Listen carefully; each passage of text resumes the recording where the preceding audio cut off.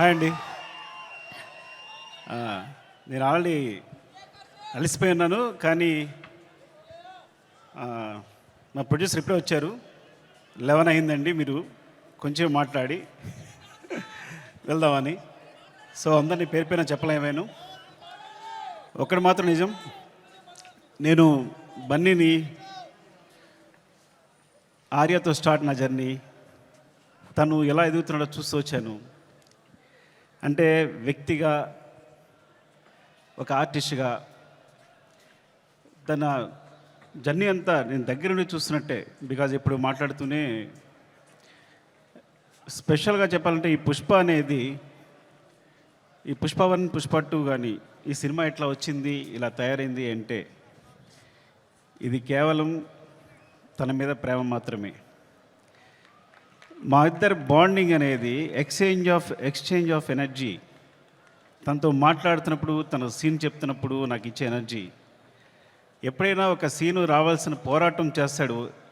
మీరందరూ ఒక ఫైట్ కోసమో లేదా సీక్వెన్స్ కోసమో కాదు, ఒక ఎక్స్ప్రెషన్ కోసం ఫైట్ చేస్తాడు తను.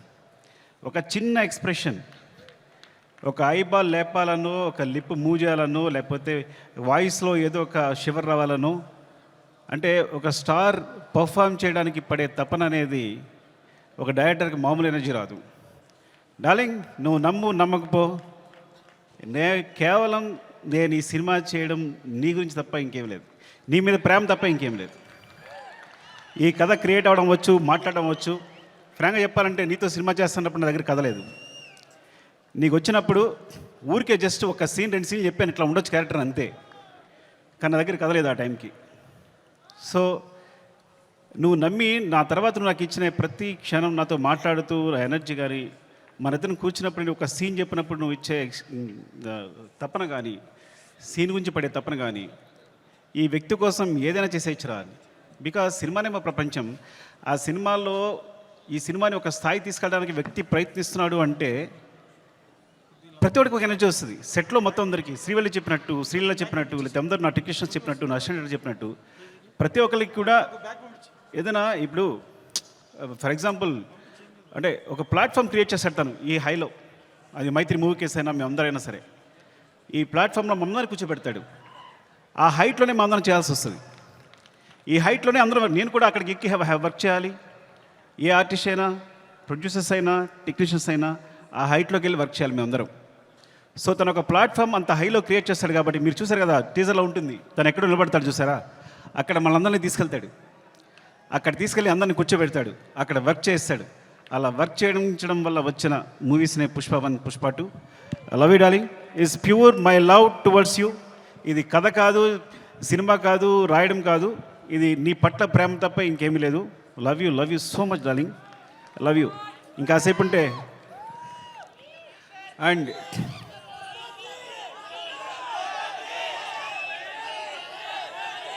Love you.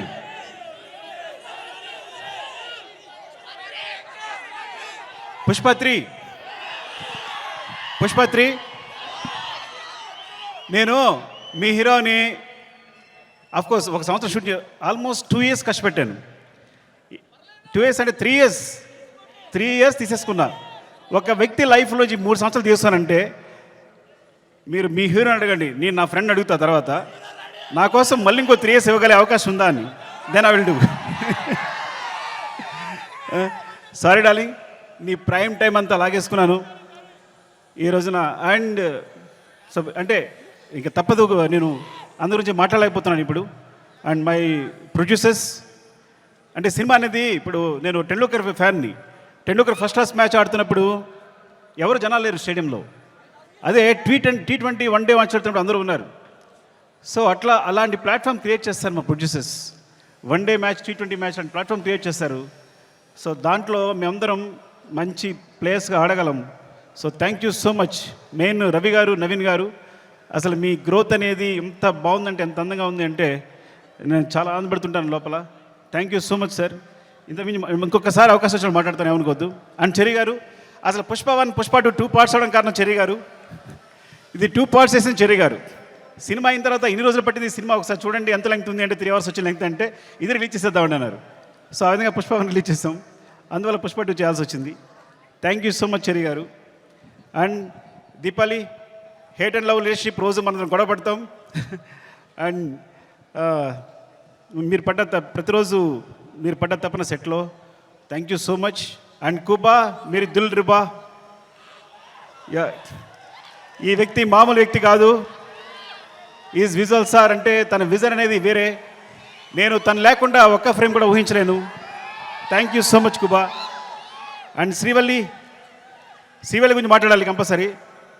నేను ఎడిట్ చేస్తున్నప్పుడు, సినిమా చూసినప్పుడు తను క్లోజ్అప్ చూసి కూర్చుండిపోతున్నాను. తను వెనుకున్నా సరే అంత అంటే ఎంత ఫ్రీక్వెన్సీ మ్యాచ్ అయింది అంటే నేను ఎప్పుడు తన దగ్గర చెప్పక్కర్లేకపోయింది. అంటే తను నేనేం చెప్పినా వెంటనే తను నేను చెప్తుంది వీళ్ళు చేసేస్తుంది అంతే తప్ప మా ఇద్దరు డిస్కషన్ లేదు ఇప్పుడు కూడా. అంత ఫ్రీక్వెన్సీ మ్యాచ్ ఉంది.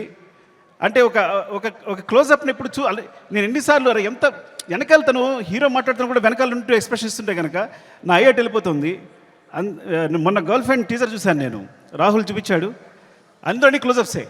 అరే నువ్వు భలే పట్టుకున్నావు ఈ పిల్లల్ని, ఎందుకంటే ఈ చాలా చాలా మంచి ఎక్స్ప్రెషన్స్ ఇవన్నీ కూడా. సో చాలా బాగుంది గర్ల్ ఫ్రెండ్ టీజర్, చాలా బాగుంది. Thank you Srivalli. నేను ఇంకోసారి మాట్లాడతా సరిగా మాట్లాడిపోతే. Darling, love you. Desh Prasad, నేను నా జర్నీ ఎలా ఉంటుందంటే ఎవరైనా నా జీవితంలోకి వచ్చారంటే అది సాగుతూనే ఉంటుంది. సో అంటే నేను ప్రేమించే వాళ్ళతోనే ప్రేమతోనే వర్క్ చేయగలను. Darling, love you so much. నువ్వు క్లైమాక్స్ ఇచ్చిన బ్యాక్గ్రౌండ్ స్కోర్ ఈజ్ ఆసమ్. నిజంగా సినిమాని ఎక్కడికో తీసుకెళ్ళావు. Thank you so much darling. And Sreeleela, thank you Sreeleela.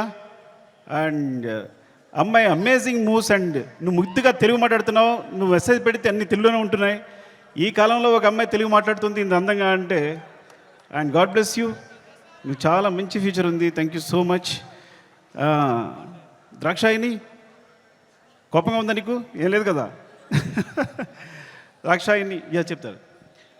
Thank you so much for being part of this movie. ఇంకా అందరూ సునీల్ గారు అందరికీ చెప్పాలి.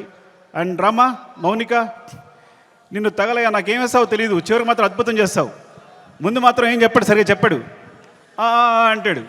చివరికి సెట్ కంప్లీట్ అయ్యేసరికి మాత్రం మనం షాక్ అయిపోయి చూస్తూ ఉండాలి. అలా జరిగినప్పుడు నేను ముద్దు పెట్టుకుంటూ ఉంటాను తన్ని. అండ్ ఈ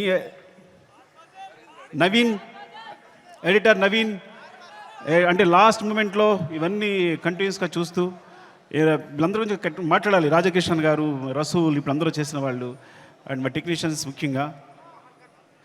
అండ్ కమల్ సార్, నేను చాలా కష్టపడ్డాను. టైం అయిపోయింది. ఓకే అందరూ టైం అయిపోయింది చెప్తున్నారు. మళ్ళీ ఇంకొకసారి మాట్లాడుతుంది అందరి గురించి. Thank you so much. Love you.